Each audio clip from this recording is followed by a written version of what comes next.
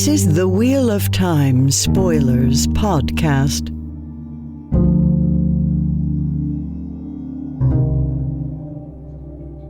Well, let me introduce Jess, formerly of the White Tower podcast, currently of Tarvalin After Dark, and your YouTube channel. The Amyrlin Study, which I haven't done anything on in a while.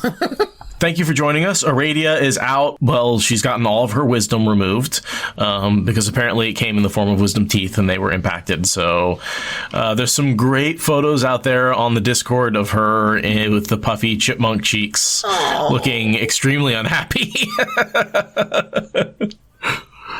Well, I would love to dig into this novel. Let's talk about this book that you've gotten me into.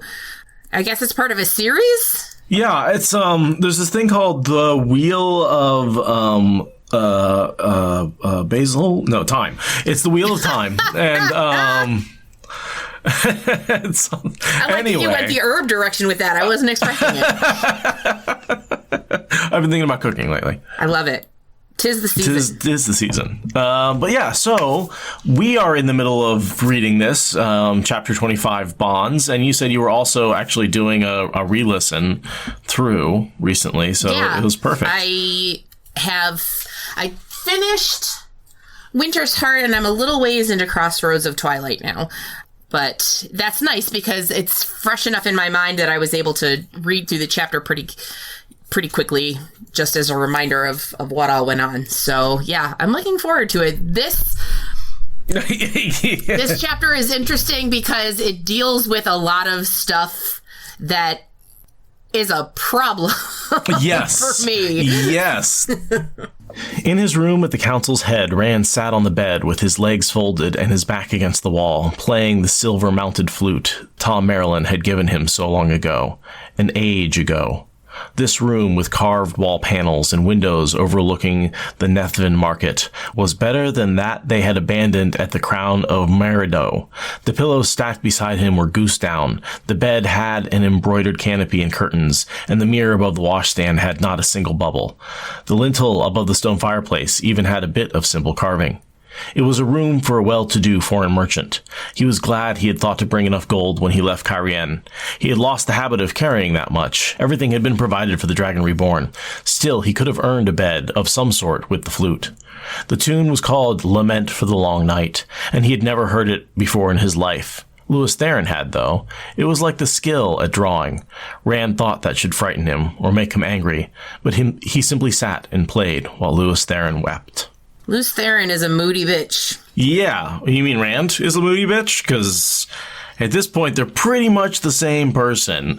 He's integrated pretty hard with the insane voice in his head. Yeah. I think, in the first time I read through the series, I didn't really necessarily completely clock, the whole unreliable narrator thing. Right. And no, I definitely didn't the first time. Yeah. And so it didn't really occur to me, I felt like, okay, this is a supernatural thing. He is the Dragon Reborn. And so it makes sense that he might be able to communicate with previous iterations of himself in some way. Right. Mm-hmm. And then somebody else was like, yeah, no, he 100% is already he's already gone. Yeah. And I was like, yeah. Actually, that makes a lot of sense that the madness has already gripped him, and that's the manifestation of it. It's the mastery of Jordan's POV writing, right? Because from Rand's POV, he seems perfectly sane, and then you think about it from anybody else's POV, and you're like, oh no, he's really not, is he? He's really just completely nuts. Yeah, he's not okay. No. I do love that he's still playing Tom Amyrlin's flute. Mm-hmm. It's like a flute fit for a king or a, court bard. And I don't know, there's something about that just sort of connects back through for me. That's just it brings back Farmer Rand, even though it's an old. Yeah, and it felt kind of like maybe he didn't even realize that he was doing it, but that moment felt like when he was thinking about how, he could have played the flute to get himself accommodations, it felt like in a way he was reconnecting to his old self, the kid who, played the flute on the fucking interminable trip to Camelin. And couldn't channel, right? That was the last time when he knew or didn't know that he could channel, right? And now he's back in Valdara where he can't channel. And he has to play the flute for his dinner, and he's like making that connection back, yeah. Yeah, and that's actually a really good observation. I hadn't thought about the Faldara the Farmatting aspect of it, that he can't reach the source. So they can't, when they're in Farmatting, the ter'angreal makes it so they can't sense the source at all. It isn't that they just can't reach it, they can't sense it. It's like being in a steading, they're completely cut off from it, right? Right. So I wonder what kind of impact, does that have any kind of impact on the madness, quote unquote? Yeah, that's a great question. Yeah. Or is it because the madness is already in there, but maybe it won't get worse? That's kind of, I imagine it's like after the taint has been cleansed from the one power, it's not going to get any worse because there's no more connection to allow more to flow in. But what's there isn't going away. These men are still mad. There's that ooey gooey black substance we see on Rand's brain. That's there. Right. And cutting that off. It won't get any worse. It won't get any worse. That makes sense. That makes sense. But you can see that maybe as this is a bit of a stalling tactic for him. Maybe he's like, I need to go to the Farmatting, and maybe it'll keep me from getting more insane. I mean, honestly, it's something he's obviously very cognizant of in the theoretical. Mm-hmm. Because, he obviously doesn't realize that, he's already well on his way to being, I guess, to being mad, quote unquote. We'll just use the terminology from the book. Right. Like, he's well on his way there, but he doesn't realize it. And so, yeah, I could see hanging and Farmatting being, like you said, a stalling tactic. It's sort of like he can just chill there. He can't feel the source. So, the temptation to channel isn't there. He obviously isn't missing it. Whatever madness he might have going on isn't going to get any worse.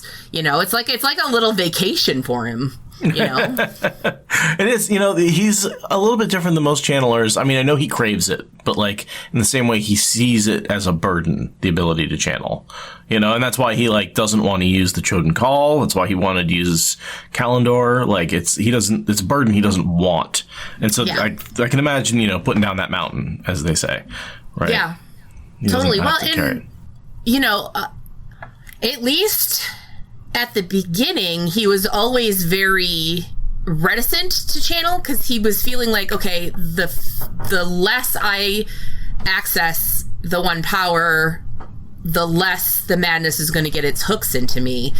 And, prior to this point, he ended up doing more of it because, there was battles and stuff like that. But I feel like even then, he doesn't do it unless he... correct me if I'm wrong, but I feel like he still doesn't do it unless he absolutely has to. Oh, channeling? No. Well, and not to mention right now he's suffering from the dizziness, right? Whenever he embraces the source. I'm wondering how much more tainted he gets during the cleansing, right? Because he has to channel all that power through him, and there's a lot of taint that comes with that. Yeah, I mean, I have to think that just the volume that had to pass through him, I mean, it must have... I have to imagine that it would have made it worse by orders of magnitude. Mm-hmm. Mm-hmm. And I think that's why we have, really in terms of absolute time, less than a month later, we're talking about Dragonmount, sort of in book story time, right? There's not a long period of time between the cleansing and when he Veins of Gold. Yeah. Yeah. So. Yeah. Fucking these books are so fucking good. So you guys should read them. There's a whole section here where basically Rand is hanging out with Min, but he can sense Alana is coming, and so he's sort of having a conversation with Min. And, when he tells her Alana's coming, I like she's adjusting her clothes, she's adjusting her armor. She's, so this is she's going to fight her, which there's this conflict, which is the new bond has formed between the three wives. And now Alana is sort of intruding in on that, which of course she is, right? I mean, this is his former rapist who still has claim over him. Yes. I'm trying to imagine. It would be like if your rapist had a kid with you and used that kid to stay in your life. Yes. That is very much what it's like. She violated him in such a huge way. And, you know, you can't therapy yourself out of having the Aes Sedai that bonded you inside your head. Like, you can't. There isn't anything you can do to get rid of that unless she's willing to release you. And Alana, in this chapter, says that she won't. Right. But she doubles the fuck down on it. Like, you're mine. Hard. And he's like, you can go fuck yourself. I do appreciate that he called her out on it and told her, yeah, I decided to bond somebody that was my choice. You did this against my will. If you let me go, I won't say another fucking word. I'll say it never happened. And she still was not. She's like, she no, wasn't you're mine. You're mine. Yeah. No, I'm not going to give like, up what's mine. Bitch. Right. Are you for real right now? And yeah, and I think like Min's whole thing too, where, you know, she's adjusting her clothes, like she's adjusting her armor, she's ready to do battle, but then like the whole thing where she goes and like sprawls over the top of him, it's like, right. Well, that's saying this is mine, not yours. Well, yeah, but I feel like it's also, it feels like insecurity that she feels like she has to stake this claim on him when she knows that he doesn't want to be Alana's warder and that he's not going to let Alana have any more influence on him than anybody else. And so it feels, especially given the fact that Min is supposed to be older, it feels a little bit immature to me. And of course, this is when all of the Min stands are going to come for my head. But, you know, it's like, I don't think that was Min's finest moment, to be really honest. So maybe not the way she handled herself, but certainly the fact that she's angry at Alana. Oh, yeah, she's got absolutely. very good reason. Yeah, and the protectiveness, you know. I think she's trying to be protective in a way that Rand doesn't necessarily want or appreciate. Mm-hmm. He's like, no, I've got this. And she's like, no, there's a similar claim on you from her, and I have a right to confront her over that. Yeah, I mean, it's one of those, like, you want to defend the people that you love, but at the same time, like, that also isn't Min's fight. Right. To fight, you know? Sure. And, you know, and I'm not saying that I wouldn't be the same way. Because were I in her shoes, like, the knife maybe wouldn't have hit the door frame. The knife maybe would have waited and hit Alana in the fucking skull. But, you know, but that's the risk for Rand, right? Because right. If she dies, Rand gets the warder rage and is going to go down. Obviously, like, she can't kill Alana. Like, obviously she can't. But, you know, yeah, I mean, I get it. It's just, and it's specifically the sprawling out on top of him, like... basically peeing on his leg kind of thing that I didn't love it. I didn't love it. I feel like that specific thing was not her best moment. She's better than that. I get why she did it. I think she's better than that. Personally. There's a few quotes before Alana I do want to talk about, though. One, he's sort of thinking about sadness at leaving pain for his wives that have bonded him. And he's like, he would like to see his father again before the end. And the fact that ends up being what triggers Veins of Gold is him seeing his father. And then sort of how this whole chapter is about how Codswain's going to teach him something. And it's basically she's going to reunite him with his father to trigger, you know, his attempted murder and all that. And so, like, I thought it was interesting that he bookends, like, he would like to see his father again before the end with Codswain, like, teaching him laughter and tears, and like how that's sort of in the same chapter. So yeah, absolutely. You know, in retrospect, obviously that's definitely foreshadowing that in basically the same breath as Codswain saying that she needs to teach him to laugh and cry again, you know, feel things like a human being, you know, definite foreshadowing on that. And, you know, that RJ, he's tricky. Yeah. And speaking of trick, right? To live, you must die, right? He has to die, and he does. His body dies. And so he is getting ready to die because all the prophecies say he has to. And that to live, you must die comes from the snakes and the foxes, the ones who tell the prophecies. Yes. So that was the answer to one of his 3 true questions. He was like, how do I survive the last battle? And then he and Min have a discussion about Olivia and how Min had a vision and she said that Olivia is going to help him die, which she is interpreting that as she's going to kill you. When right, open your veins or something. Yeah, it's more of Rand is obviously taking it in a more kind of metaphorical sense that she's not going to do a murder crime on me, but she's going to do something that is going to help me die, maybe for real, maybe metaphorically in some way, but, I don't think that she's going to stick a knife in me. And I need that to live, right? Because of the prophecy. So it's like, maybe she's going to help me die in the right way so that I can come back. So there's a little bit of like hope. That's why he always gets the sense of hope when he sees her, because it's, and I think that would have been really cool if she had something to do with the, creating the channel between the 2 bodies so they could switch places and not so mundane as, here's your shirt and some money. So you had like something cool, power related, like last battle related, instead of like, oh, here's your supplies for your journey, have fun. See you later.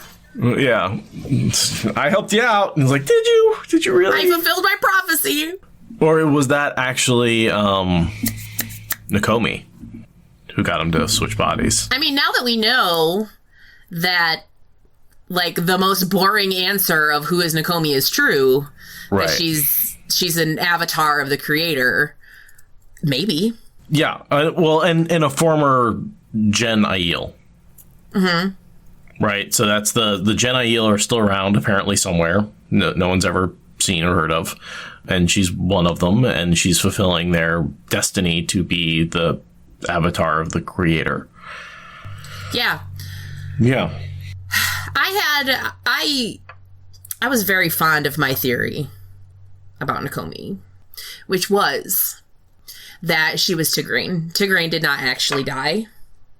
And that she went into like exile because she lost her son and her husband, and she put herself in exile. And I'm sad that has been laid to rest. Yeah, that's a fun one. I called that she was Jen. I think I can go back on a very early recording and be like, this person is obviously Gen Aiel.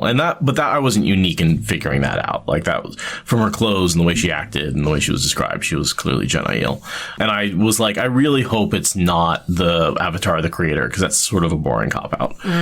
But it is. There are like so many other things that could have been so much more interesting. Like, right. Nabes and Jenny and I had a long conversation about it on a recent episode of Tarvalin After Dark, where we were talking about origins and talking about, I think it was maybe before it came out, talking about the who is Nakomi thing and what our theories were. And Jenny literally said, I really hope that she's not an avatar of the creator, because that's like the most boring thing that she could be. And then, oops, that's what it was. Oh no. Womp womp. Yeah. So we take it for what it is. Yes. But then that opens up so many more questions as to why is that the only thing the avatar of the creator did, which is help Rand switch bodies after he'd already won the battle, right? Yeah, help him stay alive, and fix the fate of the Aiel. Right, that seems such a like 2 very minor, like, why those 2 things? Why not anything else?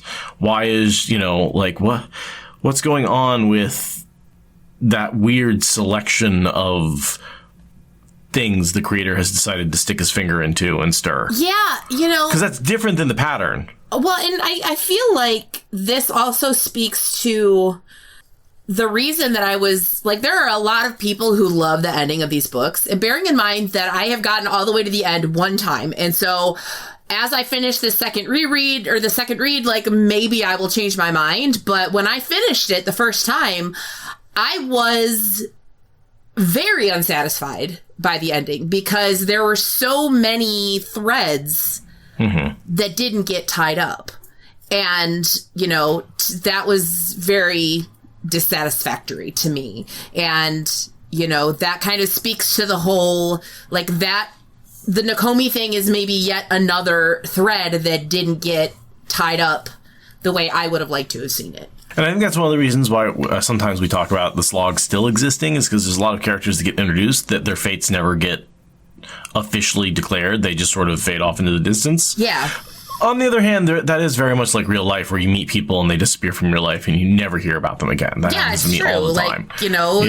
In the context of a story, they serve their purpose and then go along their way to, do whatever the hell else they're doing. So yeah, but some of them had no purpose. That's what I'm coming with. That's the issue. There's a lot of characters that had no purpose and disappeared without fulfilling any purpose, which is not true of the early books, right? Mm-hmm. The characters in the early books have the reason for existing, and they fulfill that, and they disappear. And every once in a while, they pop back up again. Hello, Bail Domon. But I love him. I love him so much. I do too. Yeah. Yeah. Getting slightly off topic. Okay, let's talk about the books a little bit. One person we haven't talked about. That's fine. This doesn't necessarily have to happen in order for this chapter because it is just sort of a couple of conversations. So the one person we haven't talked about is Codswain. Yeah. Who's also walked in. We talked about Alana and how that she walked in and our opinions about her, which we've let known for a while. And I think her doubling down is particularly despicable in this chapter. Alana sucks. Alana sucks. Which is just the fact that she is so likable in the show. Oh, it's so frustrating. Yeah. How dare Rafe. The fact that he's going to make me like Bornhald and Byar and Leandrin. I'm loving to hate Leandrin. Oh my god. Who I think is going to be Elida as well. Yeah, I have opinions about that idea, and I don't think that that's probably accurate, but I'm also not basing that on anything. That's just my instinct. Right. So anyway. So Alana sucks. Alana sucks, right? Codswain is a little bit more of a complicated picture because she is trying to help Rand, and this is someone who has refused to be helped by any other Aes Sedai using traditional methods. And so she's kind of going with the tough love side of that, which I think is debatable about how effective that is. I mean, I don't condone striking people as a general rule. And honestly, I don't know how I feel about Codswain hitting Rand. I don't like it, but in the context of the books where a punch to the side and a slap and a kick, and these are almost comical in a lot of ways, especially when you have the severe violence that these people go through, the actual torture they go through, the actual, dismemberment and healing that happens, Perrin gets an arrow through him. I understand that it's just sort of meant to be almost slapstick, but just this is not. This is very much a making a point because you're you're spanking a child, and I think that's where I come down on is this very much feels like spanking a child in order to teach them a lesson, which I don't think is effective because it just teaches them that violence solves problems. Yeah, it's. I was spanked as a little kid. Swift and terrible retribution, my mother said, was really the language that I spoke. And I didn't grow up to be particularly violent, and I wasn't traumatized by it in any way. It was absolutely clear what the consequences of my actions were going to be. So it's not like it was a surprise when it happened. But yeah, and I mean, it's sort of there's the power dynamic, Rand is really the person in the position of power. Codswain is obviously venerable and old as shit and a legend and extremely powerful. But in the end, he, I think, has the most power between the two of them, which makes the striking maybe a little less bad. Right, she's punching up, she's not punching down. Yeah, so there's that. I think she has this idea that he's too big for his britches, which I don't think is necessarily true. And what she's fundamentally missing is the why. Why doesn't he take advice from Aes Sedai? Because he doesn't trust them. Why doesn't he trust them? Why can't you just get to the bottom of that? Right. And work from there? Because it's like she seems to be under the impression that he's not taking Aes Sedai help because he thinks that he's above it, when in point of fact, he doesn't feel safe doing it. And that's two very different things. And I think that's one of the reasons why people find her approach to Rand so frustrating, because it's clearly just like, instead of addressing the trauma and addressing the distrust, she just wants to, basically make him intrigued enough and bully him, and I don't really like the word bully with Codswain, because I don't necessarily think she's being a bully. She's not being cruel for the sake of being cruel. She is being harsh with a purpose. She has, I think that Spadoinkle says that, she's with somebody who's even more than shit that she is, and so she doesn't know what to do. And I think to some extent that's probably right, especially when in Codswain's experience, she's been an Aes Sedai for 1 billion years, and she's one of the most powerful, which means that the vast majority of people that she has interacted with in her time as an Aes Sedai have... What's the word that I'm trying to think of? Not submitted, but they're lower on the social status ladder than she is. They've deferred to her because she is more powerful than they are. Thank you, Spadoinkle. And so now she's with somebody who isn't going to do that, and she doesn't know how to deal with people who aren't deferring to her by virtue of her position. So, she's doing a not great job of that. Well, and here's the thing. She's getting positive feedback, right? Because it looks like it's working because Min has told Rand that he needs her. Mm-hmm. And so he is biting his tongue and saying, okay, I guess I need you. I'm going to have to not, go out of control here and get pissed at you. And so she's getting this feedback of, oh, what I'm doing is working. Mm-hmm.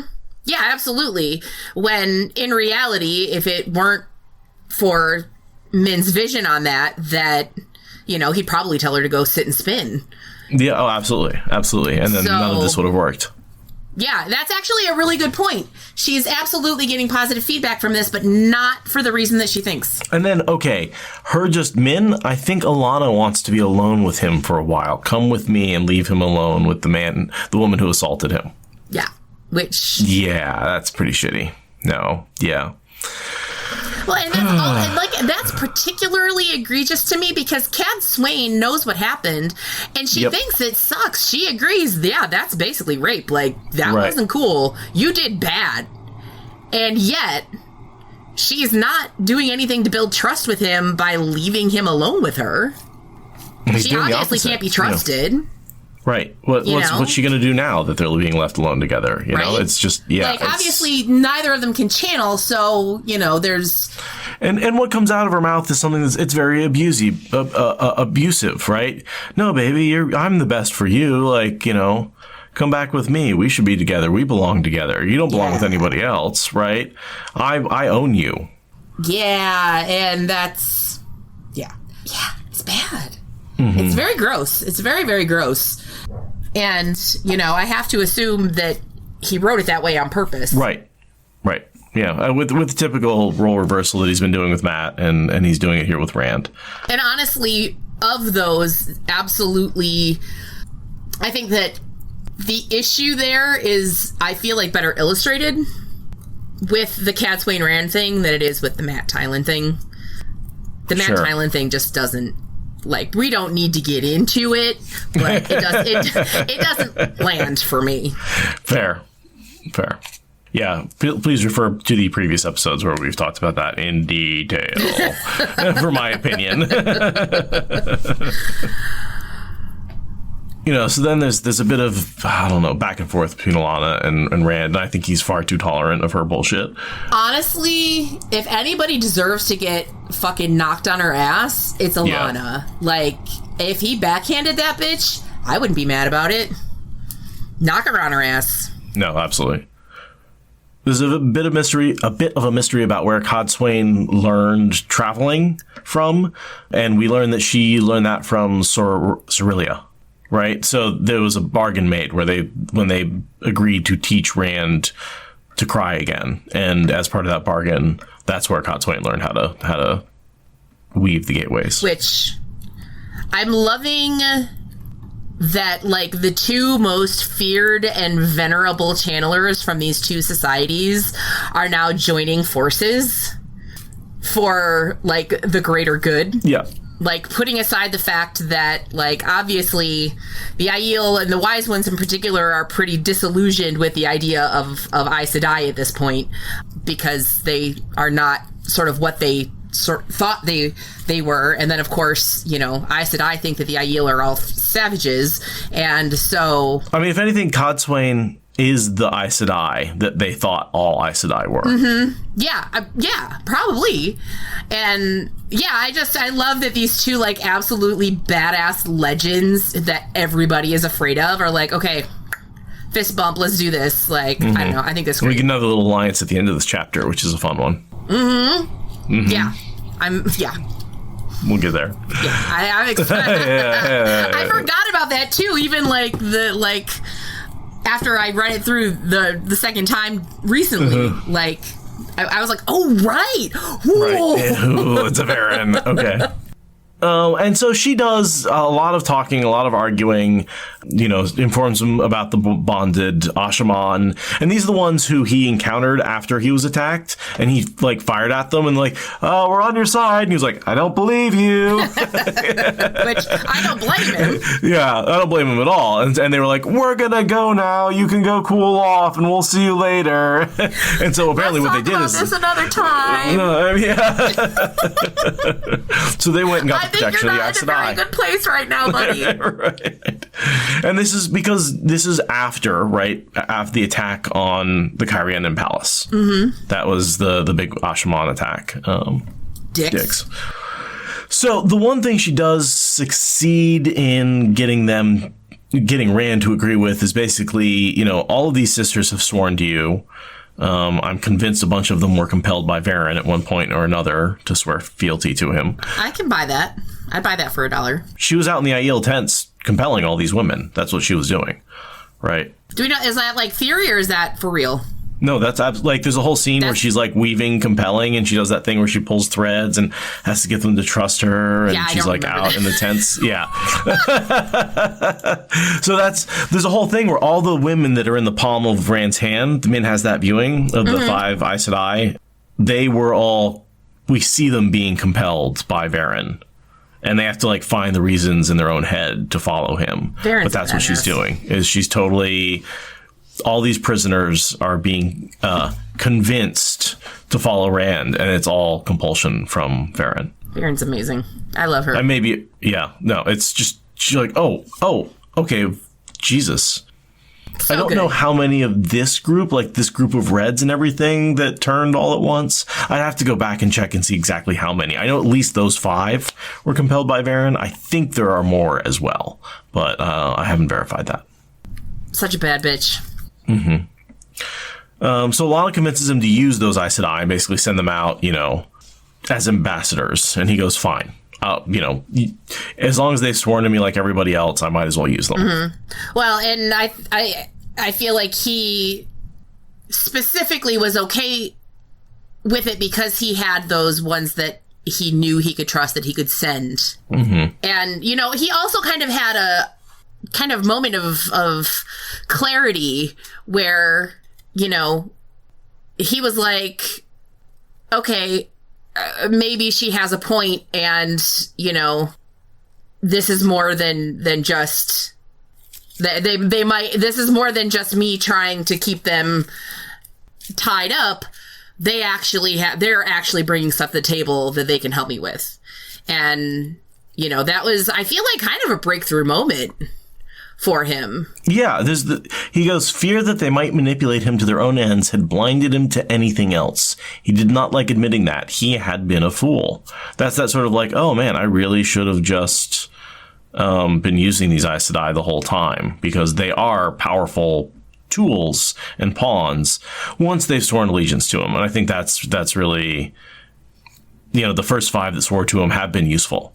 And so he's like, maybe I need to expand the usefulness. I can't be everywhere at once. Yeah. Well, and I think that just in general is a really big step forward for him, because he's always been so reticent to involve anybody else because he doesn't want to put anybody else in danger. And it's sort of like, that's not your decision. If somebody else comes to you and says, yes, I understand that there's danger, but I still want to help you. Hey, Rand, where are the maidens? The maidens who are so good at spear fighting that could have totally helped you out in Farmatting. Yeah. Where are the maidens, Rand? The ones who swore to you. We are and that so you promised, good at stabbing you guys. Yep. They beat the crap out of you last time you left them behind, because last time you left them behind, you got stabbed in the side with a Fane dagger. It's a good thing there's no Fane in this city. Dumb fuck. Jesus Christ. Just bring a couple of the maidens. Just have a couple of bodyguards, right? They're as badass warriors as any of, anybody else who's going to be with you. Lan or, whoever else, right? Well, and it's like the cognitive dissonance that I think he recognizes that the maidens are incredibly fierce and skilled fighters. And yet, because they're women, he doesn't want to let them do their jobs. And it's like, you can't have it both ways, man. And I would have loved some more scenes of the maidens in fights, right? I think it would be pretty badass to see them, crushing it in the forests, fighting the Shan-Chan. I think that would have been a really cool scene, right? Because they adapt so quickly. Yeah. So it's just, Absolutely. And, it's just sort of in their whole life philosophy of, everybody wakes from the dream and we don't fear death. We just go out there and we fight like shit, like hell, like badasses. And, if we die, we die. That's just the way it goes, and it's just sort of, every time they go, they just leave it all out on the table. And that is awesome. Well, and what I'm really hoping, going back to the show really quickly, is especially after the cold open of episode 7 with Shail, really hoping we get to see a lot of maidens fighting, because that would be awesome. Yeah. I mean, they set the bar really high for Aiel's skill with the pregnant in labor maiden kicking some serious ass. Yeah. So it's really like, okay, so we've made the Aiel badass. Yeah. They definitely have set it up to be like, okay, this warrior society is cut above, and that's what they should be, And huge props to the special effects team that put that together, or not special effects. What are they called? The the fight coordinators. That's the group. Yeah, the people who organize the fight. Yeah. They did an amazing job with that. And you want to know what I think is really interesting too, and this is something that probably anybody at least who hasn't had kids wouldn't clock, but I don't remember who it was that was talking about this, but they had watched it, I think, with their mom, and she was watching Tigraine doing her thing, and the mom said, this isn't her first baby. This is not the first time she's done this. She could tell, she could clock it. Yeah. This woman has given birth before. Yeah, and she knows has. What the fuck is going on. Right. She has. I just was that's where Galad came from, right? That's amazing. Right. I don't know if that's something that they did on purpose or not, but apparently it telegraphed at least to one person. I thought that was neat. So, anyway. So then the next thing I want to talk about is Alana complaining that he made her mask him fucking. Bitch. Right? You didn't have to bond him. If you didn't want him to go around living his life, well... Also, she could very easily just block the whole thing, but no, she still wants to feel him. She just doesn't want to feel that. And it's just okay. I don't like being disconnected completely from my borders. It's okay, control freak much? Right? You're in a different city. You can barely feel what direction he's in, much less just turn it off for a minute. Jesus. Right?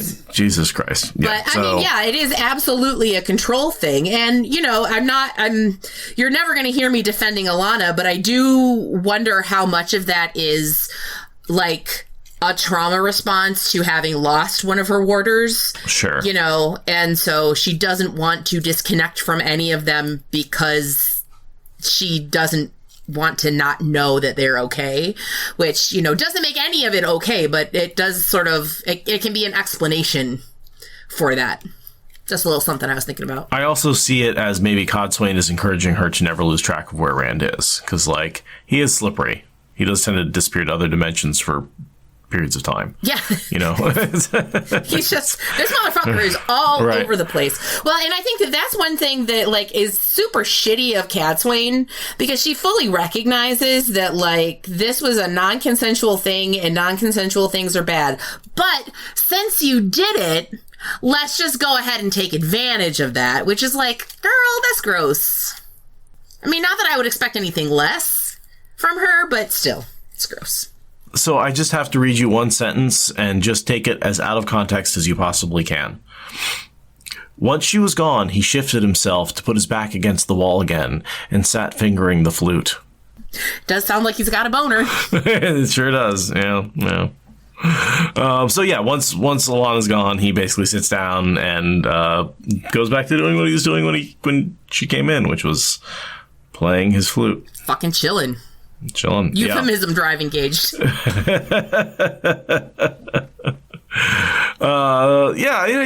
gotta wonder about that, like this, and just because of the overtones of sex with Min and Alana and the bonding and the rape and there's some analogy going on there, and I can't help but feel that Jordan included the flute as a phallic symbol somehow in this chapter.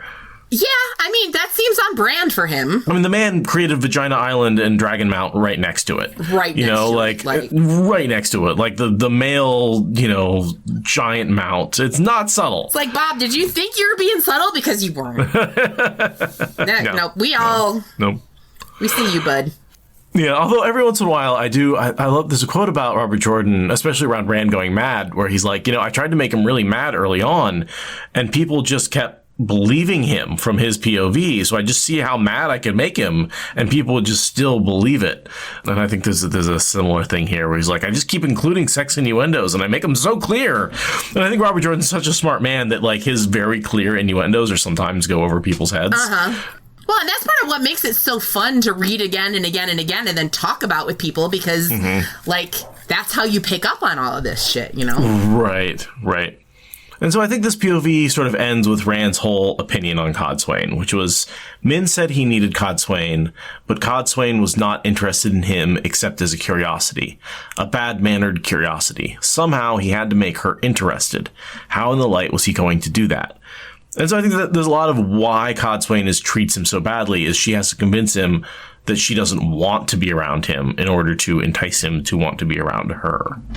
Yeah, I think that one thing that she does clock correctly about him is the stubbornness. And, like, he has demonstrated again and again that when somebody comes to him and says, please let me help you, especially if they're eyes to eye, he's like, no, go fuck yourself. So putting him in a position where he has to come to her is honestly, it's smart. It's like basically making it so that it's his idea. Which, does she know about the vision? Min's? She, in this chapter, says she got it out of Min. Okay. That there was a vision. No. Right. So, yeah, she's basically, at this point, like, setting it up so that coming to her is his idea. And so, like, he has to extend that olive branch to try and get her on board. And it's manipulative, but given his track record, it makes sense and it's effective. So. Anything else to say about that whole beginning section? No, just that Alana sucks. Yeah. There's a lot of Alana sucks in this chapter, and a lot of why Alana sucks is in this chapter, right? Like, there was a chance for a redemption before this, and it's like, no, just, and it does do some good foreshadowing of releasing the bond at the end of the book, because he's like, release me now, and she's like, no, I don't want to. She doesn't say I can't. it seems silly that she can release it so easily and she doesn't. It blows my mind that she's not. And, that's her wanting to maintain some modicum of control, whatever, spurred her to want to do that. And, she's obviously not thinking about him and what he wants and what's best for him. Mm-hmm. No, not at all. It's absolutely 100% a selfish thing and, not cool. Yeah, you were saying how it sucked that the show is making you like Alana, and I've completely separated the two characters in my head. Mm-hmm. The likable Alana on the show and the sobbing, selfish, terrible Alana in the books just doesn't even look like her in my head. Yeah, and what I'm worried about is we're going to have awesome pansexual goddess Alana, and then they're going to keep that storyline in. Right. And it's going to destroy me because I like her so much. So I'm willing to bet they change it. I bet that there's not a lot of rape or rape analogies in the show. Yeah, I feel like they're not going to. I get the impression that they're not going to play into that as much, which is fine because honestly, I don't feel like it's necessary. Right. I don't think that the show needs to go there. There's enough physical. They've shown that they can do torture, but they stayed away from sexual violence pretty adamantly in season 1. Yeah, which I appreciate. And they could have done something with Valda and Egwene, or Valda and Baron.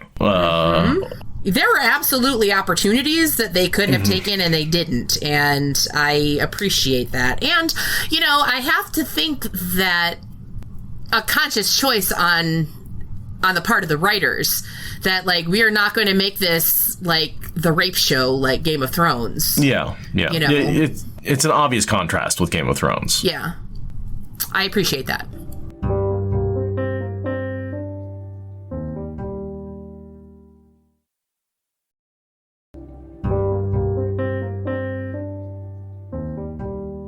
And so then what we have is a POV switch to what is probably one of the favorite characters in Wheel of Time, and certainly Aradia's favorite character in Wheel of Time. So I am shocked.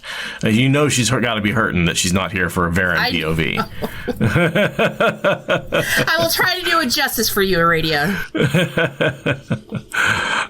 And so what we learn about Varen is a little bit of her backstory, because she's coming back to her homeland, right? This is where Varen and Codswain grew up. Codswain makes it very clear, I'm back, this is me. Varen is I hope they don't remember my arrest warrant. It's like Varen Mathwin, notorious criminal, coming back to the scene of the crime.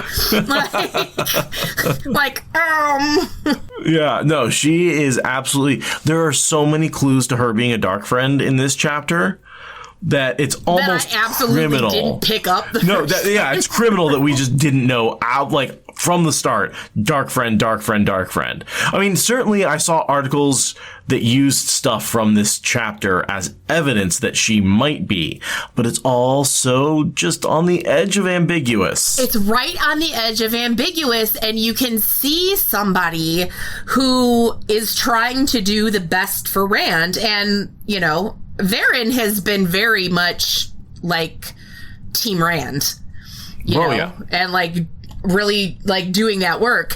And so, seeing her put away the little vial of poison, oh good, I don't have to kill her after all. And you wouldn't have to be a dark friend to do that.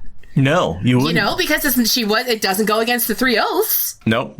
She doesn't have to use the power. It's just we've always talked about how, I might not be able to use the one power to kill you, but that's the reason Moraine carries that big ass knife in the show, is she can still stab. I can kill you in other ways. Yeah. Right. Yeah. I can do you to death. Right. So, yeah, and, it's in that line of, it was good to be able to be sure of Cadswain at last, or something to that effect. It absolutely, kind of camouflage the potential dark friendery there, that it's her motive was to protect Rand. Right. So why would a dark friend be doing that? Well, it's because Varen is like the ultimate double agent, and she is playing fucking 4D chess while the rest of these motherfuckers are playing checkers. And like, you know, I have for the longest time have been very vocal about my favorite character being Egwene. But the more I think about Varen and read about her and talk about her, like the higher she gets on my list of like favorite characters. She's a sleeper. Because, like, she's just amazing. When you actually picture what she's doing and the situation. And then where she's like, she put on her like most befuddled voice, like, oh, do you take honey in your tea? I can never remember. Like, yeah, it's all an act. It's all a put on. That woman is sharp as a tack. It's all an act. She remembers everything. Yeah. Everything. Yeah. Like, mind like a steel trap, and she acts like she doesn't know what the fuck is going on, and everybody buys it. Like, give that woman an Oscar. Fuck. Totally. And, you know, the other piece of information, right, that she has a warrant out for arrest, well, that could be that she did something bad, or it could be that they've got stupid laws in Farmatting. And we know both are probably, like, we still don't know which is true, right? Like, did she, like, kill somebody and they have a warrant out for her arrest because she's like, or did she embarrass somebody? Yeah, it could go either way. It could go either way. And no idea what happened in Farmatting with Varen. I don't think any research will tell you anything. Yeah. And Spadonko is making a good point that, like, people kind of assume she's a stereotypical brown and she's anything but. Yeah. Yeah. Well, and you want to know, like, she's like a blue cosplaying as a brown, because like she might have been brown when she started, but like once she was forced to go to the shadow, like she 100% like put on that cause hat and like, okay, my cause is to subvert the shadow at every possible juncture because fuck these guys. But you know she's a brown because she does it by writing a research paper. Yeah. So she's perfect. I love her. It's so good. But yeah, she totally, and you know what? You're right. She writes a fucking paper. She writes like a fucking thesis, and that's how an academic thesis, and turns it over to the right people. And the blues are the ones who have to implement it. You know, they're the ones who have to start the process. But it's the research paper that kicks it off. Like she had a fucking mission, and used like all of her intelligence and her cunning. And, like, Sama says she's a brown whose subclasses is blue. That's perfect. It's like she minors in blue. Totally.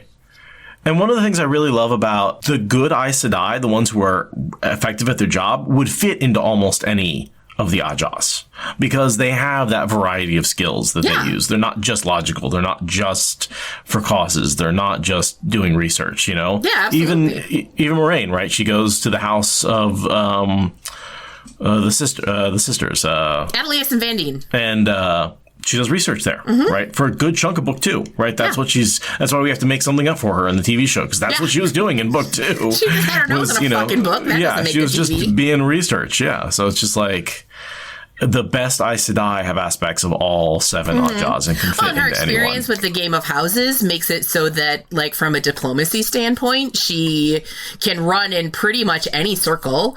And, yeah, like, absolutely 100% multi-class at its finest.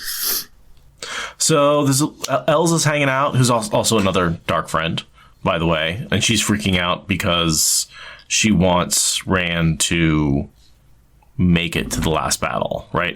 She's all about protecting Rand, right? Elza's the dark friend, right? I'm not making that up. I always get her and... you know what? I don't honestly remember. I'm taking your word for it, because I don't know, fuck all. What do you... help us. Is she a dark friend, y'all? Somebody tell us about this book. Yes. Okay. Okay, so Dana says yes. Okay. Yeah, okay. Dana says yes. Done. No more research needed. We have the answer. We have the final answer. All right. So yeah, Elsa's freaking out. Also, like, I identify with Varen so much at the beginning of her POV, where she, like, squeezes herself out of the sedan chair. Like, as somebody with a big ass, like, I felt that in my soul. Yeah, Varen is a very well-written, sort of, you know, slightly larger, slightly older person, where she's like, oh, gotta save the world if my knees are gonna hold up. My ass doesn't fit in this chair, my knees hurt, and I'm just sick of all of this bullshit. Yeah, I feel it. Now, okay, the other interesting thing about this poison, right, is this is the same poison that Varen... I can't remember if she actually kills herself with this poison or if she gets something else. I don't know. But this was given to her by Cerelia. I actually do think she uses something else. I'm trying to remember. Did she say what she'd taken? Yeah, because she talks about how just a few drops will put you to sleep and a few more will kill you. But I'm pretty sure that this is the same poison that she carries around that whole time. All right, I am. All right, well, Watt.fandom.com doesn't say what it was that she took.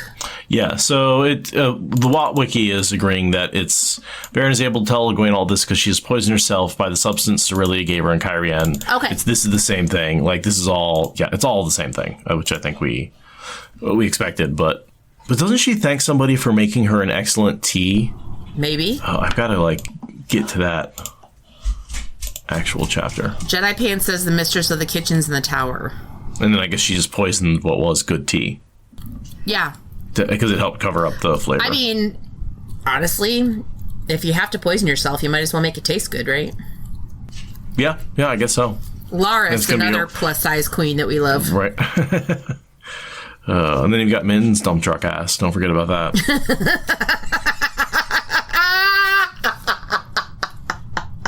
Dump's like a truck. Min's dump truck ass.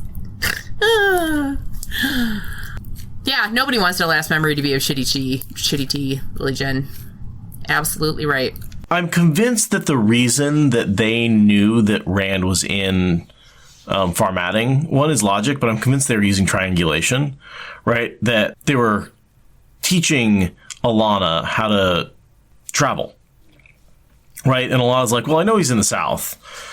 But then they traveled somewhere else, and she said, where's Rand? And she's like, well, I know he's in that direction. And I bet they use triangulation to find him. Yeah, I would imagine that it's like... pretty easy once you have traveling. And I think it just, Alana's like, I don't know. I just knew he was in that direction. I don't know how they figured out where he is.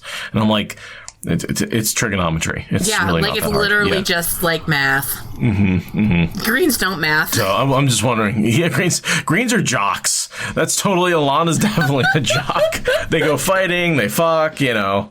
They fight. They fuck. They don't do math. Fuck math. No, exactly. So I'm convinced that's how Varen, that's her secret of finding Rand when Alana was, and knowing exactly what city it was in. I mean, honestly, it makes sense particularly because I don't think that there's any reason why they would have thought he would be in Farmatting anyway. I would assume that I would think that they would think that he wouldn't want to go there any more than anybody else who could channel, because who wants to go someplace where you can't channel? You know? So, and of course, his whole, doing whatever the fuck he wants, he apparently has some kind of plan, but... Well, I think the plan is, if I'm one channeler, they're a bunch of channelers, why don't I track them down to a place where they can't channel, and I'm a better sword fighter than they are? You know, and I'm going to bring Lan. Which makes... Yeah, that's right, because there was that one guy who tried... Yeah, that makes sense. But obviously, they probably didn't... They didn't have that kind of mindset when they were trying to track him down. So, why would they even think that he'd be in Faldara? Or not Farmatting. So, yeah. Somebody just made an Alana math meme. It's very good. That is good. I love it. Oh, the confusion on her face because it's like that calculating meme. Yeah. Oh, man. So, yeah, Varen is an ineffable queen, as always. And, just absolutely 100% prepared to do a murder crime for Rand al'Thor. We salute you, Varen. Yes. But also flexible enough to change the plan. Yeah, totally. Just, it's do I need to kill her? This is a good... I'm wondering why she is I need to kill her now. It was probably... an opportunity thing. She's in the room with her by herself. And, I'm sure that she had some kind of alibi or something like that, who was it that, was it Was it Elsa that, like, Catswain was yelling at or whatever? Or who was yelling at Catswain? So, like, she could potentially, like, if she knew that Elsa was a dark friend, she could potentially be like, oh, she's a dark friend. She killed Catswain. Like, something that she could have, you know, framed Elsa for it. That's a possibility. Yeah, it would have been weird for Catswain just to, like, keel over and die after Varen, like, served her some tea. Yeah. You know? Like, yeah. that's a it little would be suspicious. So, yeah. But I guess anyone could have slipped the poison into that. But yeah, it does feel a little bit like, why now are you taking the risk to kill her? And I guess you're just saying, you know, opportunity. She said, will you make me some tea, Varen? In spite of herself, Varen gave a small start. So it's like, oh, the opportunity's here. Mm-hmm. Yeah, like, okay, I have the opportunity to, by myself or nobody else is going to see me, I can slip some of this shit in her drink. She's not looking because she's working on her needlepoint. And, you know, she obviously doesn't suspect me. She trusts me. And, you know, apparently it takes a while to work, too, which means that she could very well, if she gets the dose right, you know, make a nice cup of tea for Catswain, poison her, she's out of the room, and then all of a sudden Catswain drops dead and nobody's the wiser. So, you know, I feel like it was mostly just like seizing the opportunity. I'm trying to think.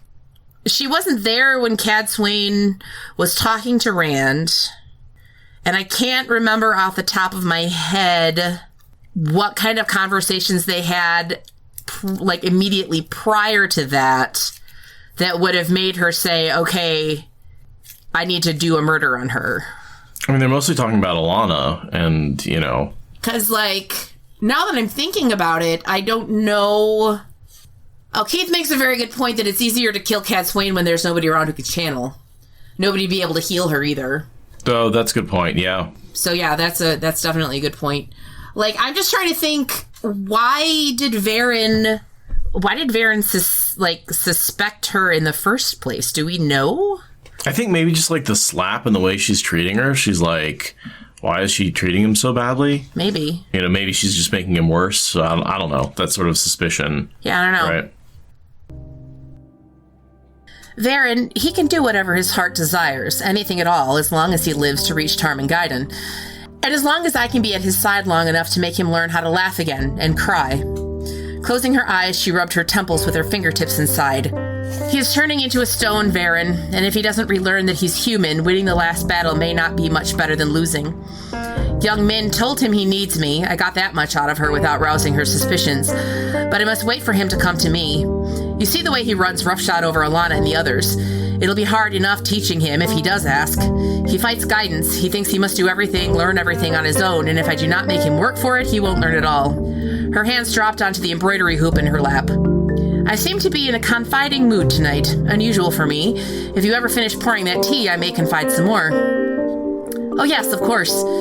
Hastily filling a second cup, Varen slipped the small vial back into her pouch unopened. It was good to be sure of Cadswain at last. Do you take honey? She asked in her most muddled voice. I never can remember.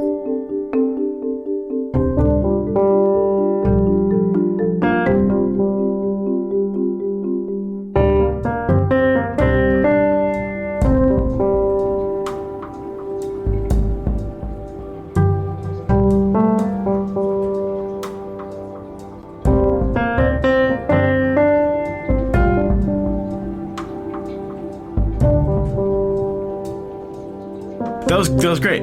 Yay! Thank you. Yeah, I really appreciate that. That was a fun little chapter, and it was good to be able to say, man, fuck Alana. Man, fuck Alana. Ugh. Man, fuck Alana. And then, of course, that little bit at the end with Varen, and just, that dark friendery just sprinkles so good. Yeah. Delicious. Love that Varen stuff. So, thank you so much for joining me. Again, check out Tarvalin After Dark. Go to WatCon. Subscribe to the Amyrlin Study. And, if I ever do anything again. If you do everything, that's why you need to subscribe, because otherwise you'll be notified. You'll never know.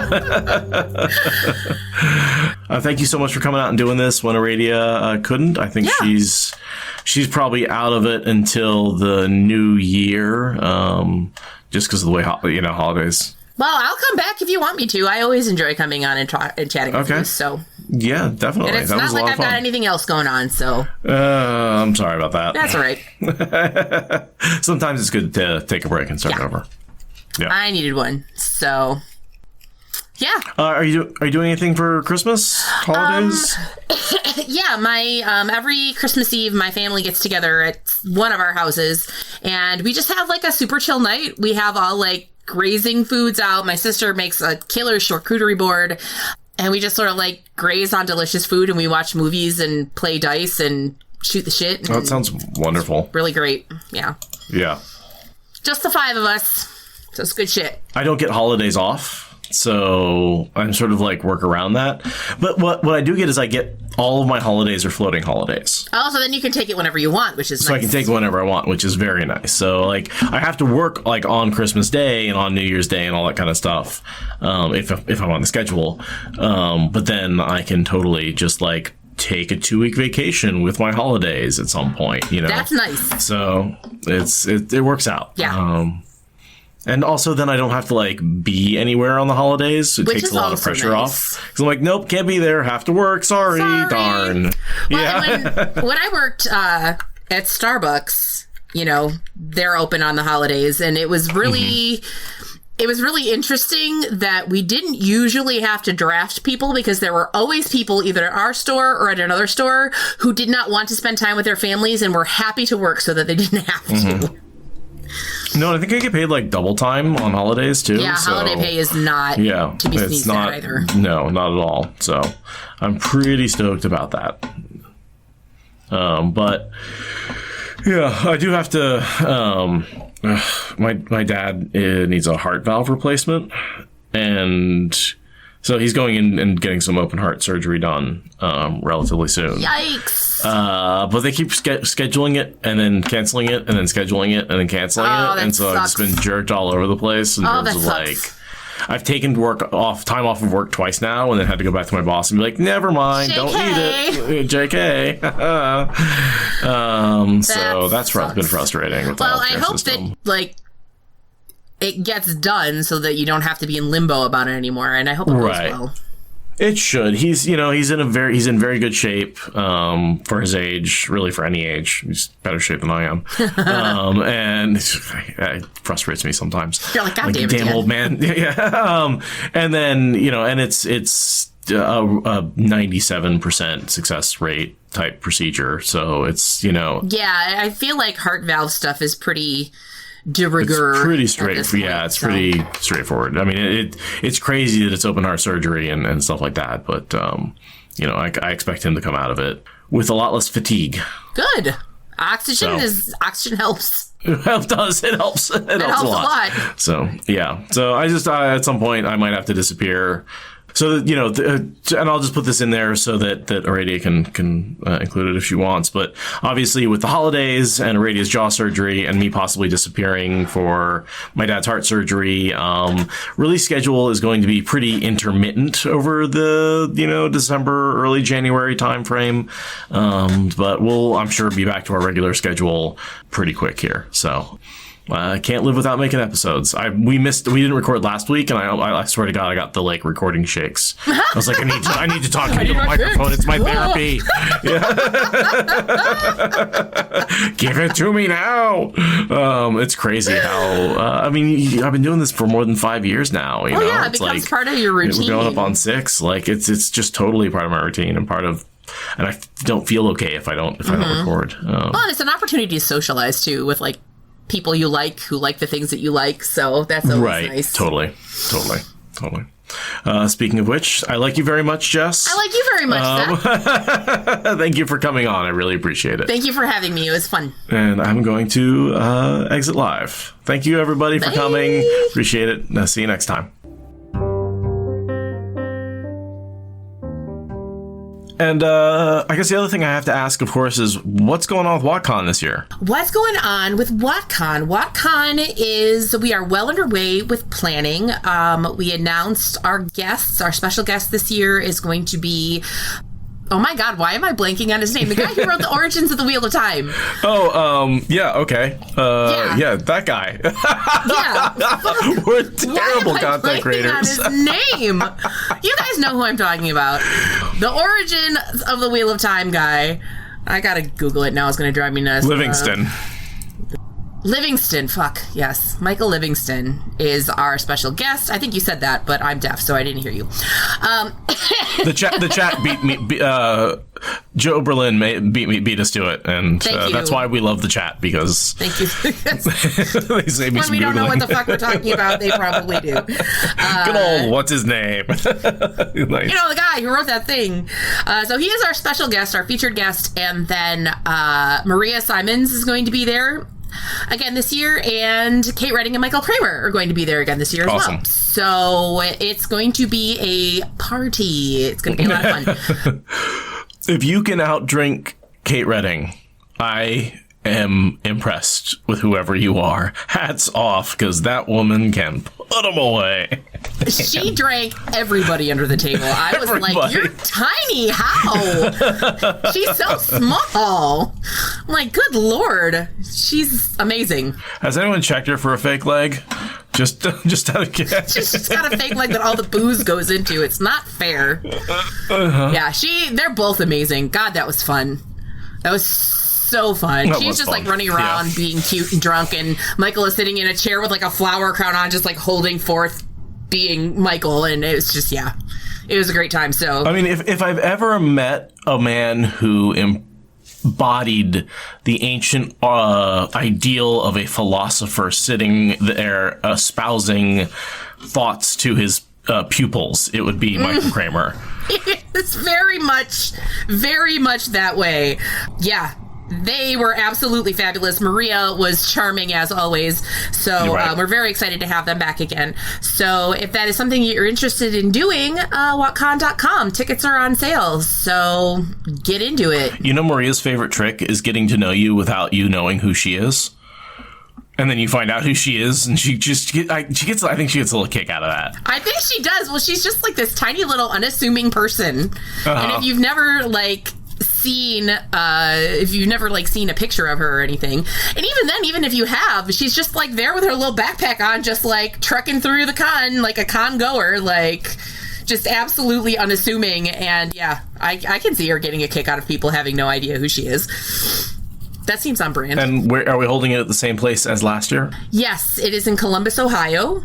I don't remember the name of the hotel. It's on the website, but yeah. And the date is? Date is July 14th, I believe. That is, July 14th through 16th. That is correct. All right. So, that's coming up soon. Yeah, y'all should come. It was a really, really, really good time. It was a special time. Yeah, it was great. And if you can swing it, like, financially, the VIP membership is really pricey, but, like, more of your meals are included. And as somebody who has done a lot of con going in her time, really the bulk of the expense once you get to the con is getting somewhere to get food and then paying for the food. So, I think that it's honestly really good value. And the food for hotel food was very good. Agreed. Yeah. I quite enjoyed highly recommend it if you have a little extra money. Yeah, for sure. But like, even if you can't do the VIP, just show up, just get there however you can, because it's an amazing time. Could you ever move that to the West Coast? You know what? I'll talk to Names about it. He's probably going to say no, but nothing ventured, nothing gained. He's the boss. All these cons are always a flight away, Never. I know. Well, it's so hard to get anywhere from the West Coast, or to get to the West Coast from anywhere. No, it's not. It's easy. I'm already here. It's hard for me to get there. It's a long-ass plane ride, man. Well, it feels the same way in the other direction. Yeah. It is.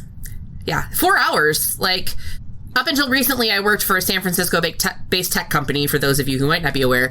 And in the before times, I a number of times went out to San Francisco for different things. And there was a direct flight from Dane County Regional Airport to San Francisco that they started doing. And even then, it was a 4-hour flight, like, even without having to do a layover or anything like that. It was wild. So, yeah. Far away. The West is a big empty place. Yeah. No, yeah, there's this whole desert, like with mountains and stuff that make it very hard to live there. So there's not a lot there. Like there's like the West Coast, and then the next closest thing is like Denver. You're not wrong. Or you go south to like Texas. Yeah. I prefer to do my layovers when I have to do them. I prefer to do them in Minneapolis because I like that airport better. It's also not as big. The fucking... Have you been in the Denver airport? Yes, but airports tend to blend together for me. Yeah. This thing is fucking huge. Like, you're literally walking for miles trying to get from, like, one concourse to another. It's ridiculous. It's at, like... Get a tram or something. What the fuck is wrong with you people? Jesus. City walking helps me. Living in a city is nice because then I get used to walking places, and so like even though terminal airports are huge, they're not bigger than a city. So I'm like, I can walk a mile or two, no problem. You know? Yeah, and it's like it's a time constraint thing more than anything. That's like you're like, okay, so I'm laying over in Denver. Let's work under the assumption that I'm going to have to walk from one end to the other. So is an hour and 15 minutes going to be long enough? Like. I forget what airport I was laid over in, but it was like, this walk will take you 40 minutes. And I had like an hour and a half. So I was like, sure. It took me like 20, 25. I'm like, again, just a different pace of walking, I think, than most people. Yeah. Just you just do it. Yeah, I don't know who strolls in an airport. Yeah. But. Well, that's fun. I used to. I mean, I feel like I remember spending a lot of time like playing in an airport as a kid when like there was fewer restrictions on where you could go. And I'd just like wait for my parents at the gate when they'd be coming home from something. Like those great times back in those days. But back in the day when you could actually meet people at the gate or walk people to the gate. Yeah.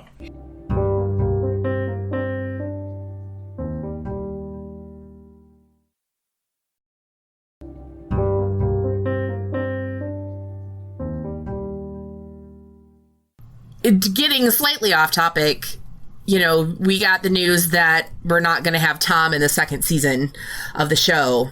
And, like, I'm bummed about it, but also, like, they can, like, the function that he serves, they can definitely address that in other ways. And they're probably giving, like, all of the Game of Houses shit to Moraine, because Moraine needs something to do. Right. So, like, I'm bummed about it, but I'm not super mad. But, like, if we don't get Bail Doman... like, I'm gonna be hurt. Yeah. Because I love that dude. I mean, it's one of the things I've almost stopped doing is following any news or talking about it, like, about the show. It's not that I've given up on the show, it's just that I know that I love the books, and the show, I'll watch it when it comes out, you know? But the whole, like, will they, won't they, of when it's going to come out, is it going to come out, who's going to be in it, how many characters in it, it wore me out last season. Yeah, it gets exhausting. And that's why I'm more than happy to let Nabes do all of the legwork. I'm gathering all that news together. A lot of it I hear for the first time when we're recording the show because... Yeah, I mostly hear it for the first time when I'm editing the show. So that's where we're in the same boat. Yeah, thank you. But yeah, and you know, I think there's a lot of, especially on Twitter, a lot of people are very vocal and very emotional about like the lack of news and stuff like that, which I totally understand. But for myself, like, oh, we do have a Bail Doman for season 2, Julian Lewis-Jones. Oh no, he's hot. Excellent. Everybody in that cast is just fucking unreasonably attractive. Well, gorgeous, yeah. It's bisexual panic all the way down. Like, I am just in a state at all times when I'm watching that show. It's just, like, constant bisexual panic. Fortunately, I have half as much panic as you do. You're a lucky man. I'm sitting there going, like, okay, she's cute, and she's cute, and... They're all over 18, right? Yeah, okay. They're all over 18, and they're hot. Well, like, when I saw Jeff from Bornhall for the first time, I'm like, well, fuck me. Jeff Bornhall is hot. God damn it. Eamon Valda, also hot. Welcome to the gun show. What the fuck? Right. What the fuck? If anything, that might be my biggest problem with the show is that these actors are way too attractive for some of the characters they're trying to play. Right? Like, how are you supposed to contrast a Barrelane or a Galad when you already have such high standards for attractiveness, right? Like everybody else is already so incredibly hot. Like, how are you going to find people who are hotter than the people who are already in there? They're not. They're just going to find other hot people and be like, these are some of the hottest. They're just going to label hot. Right, yeah. It's just like, super hot. Yeah, every single one of them. God damn it. Well, that's why I want to see more of them, right? And and I've always said this is my biggest complaint is I want, this food is terrible. The serving sizes are too small. Like, I want more of episode 1 by a lot. I want like 2 more episodes at least, plus like a 2-hour special. And I wanted season 2 to be out like a year ago. So did everybody. So did everybody. So, that's what I'm hoping is that with the long lead time to the release of season 2, they're going to be able to take the time to polish it the way that they didn't or weren't able to for season 1. I think that especially episode 1 was really, like, I didn't feel it at the time, but in retrospect was definitely rushed. I think it was just cut the ribbons, honestly. Yeah, and I think that maybe they just didn't do a very good job of, Rafe had wanted a 2-hour premiere, and personally, I think he should have gotten it. It would have been way better, but they just didn't do as good a job of adjusting for the time limit as they could have. And now that they've got a season under their belt, I'm hoping that it's going to be better this time around. So, fingers crossed. Hope springs eternal. Yeah. I mean, and honestly, there are a lot of changes in the show. A lot of people don't like them, and that's fine. They don't have to like them. For myself, I mean, I've said it a million times. I'm a golden retriever. I like to like things. I'm just enjoying it for what it is myself. So. Same. I just, want to enjoy it now instead of later. As opposed to whatever the fuck. Right. And I think people, I don't want to mistake my frustration and exhaustion with keeping track of the news with frustration and exhaustion and hatred for the show. Oh, yeah. Right? Like, those are very different things, Like, the following the news wore me out, and I never want to do that. Doesn't mean I'm not going to watch the show and hope that it's, excellent. And get really excited about a bunch of the, like, stuff that I get to see. And at this point now, I'm just like, I'm happy. I'm like, I get to see some of the things I want to see. And I've accepted that I'm not going to see most of the things I want to see. Travis just had some interesting intel. Apparently, Rafe did mention in a recent interview with Watt Series, which I still need to watch, that they're better prepared to write for shorter episodes, and they've also gotten slightly longer episode windows for season 2. So, yeah, I think that both of those things together are probably going to help. Help a lot. Yes. Well, and I think people have talked about it, I think, in a number of different, like, I think we did panels of it for WatCon, like, what would you do with 5 extra minutes in each episode? And, like, 5 minutes in an hour-long TV show is a lot of time. It is a lot. Like, you can cover a lot of stuff in 5 minutes. I mean, just the cut scenes that they showed at WatCon could have been included, and they would have made a big difference. Yeah, totally. So, yeah, thank you for sharing that, Travis. That makes me feel even more optimistic that we're going to hopefully hit a stride with this upcoming season.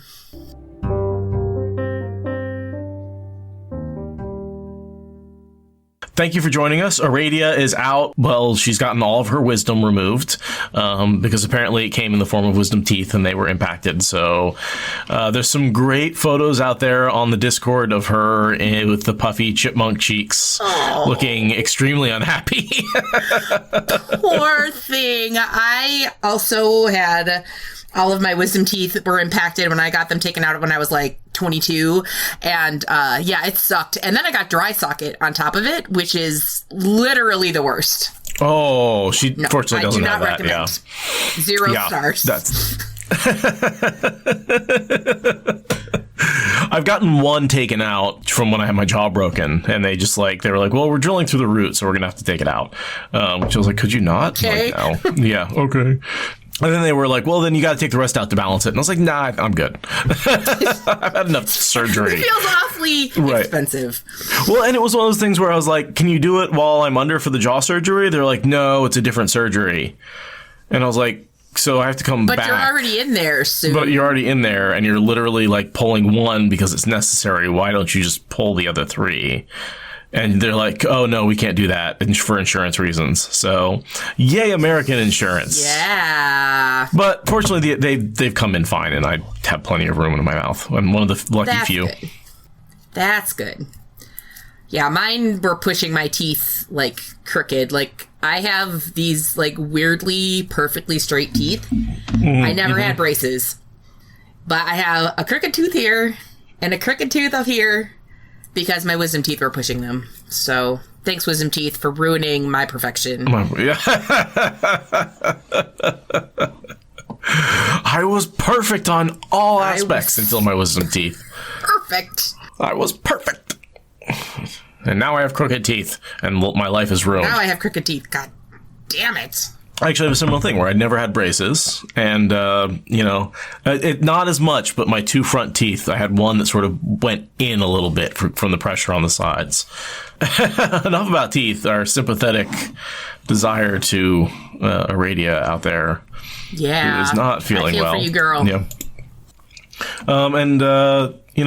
Are you feeling better? I think you were sick last week, you were saying. Yeah, I was. I started out with a head cold, and then my ears got all plugged up, and I guess I was, like, I don't know if I was in denial or if I thought that I would get over it on my own, but I didn't, and ended up with an ear infection, so now I'm on antibiotics, and I'm only just now starting to hear again, Like, my husband will be talking to me, and I'm like, I literally cannot hear you. I need you to yell.